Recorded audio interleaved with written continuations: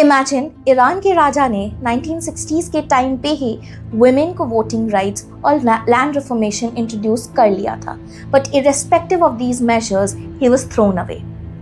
Muhammad Reza Shah Pahlavi ruled Iran from 1941 up till 1979, and this period was way before Iran became an Islamic republic.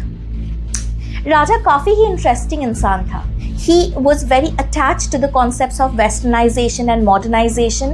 Foreign worlds के साथ उसका उठना बैठना था, and he was introducing several liberal concepts in Iran at that time.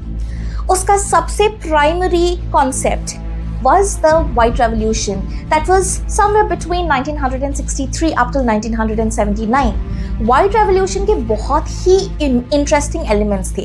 सबसे पहला land reformation. You take the land from rich aristocrats and give it to people who actually wanted it. This resulted in 40% of Iran's population actually owning the land that they once cultivated.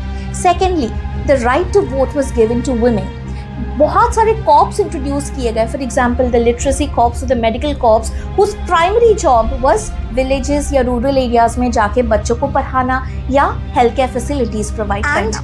A lot of money was invested in education by creating compulsory and mandatory education, free meal services, and around 50,000 of Iranians in that time was actually getting their foreign education from the US.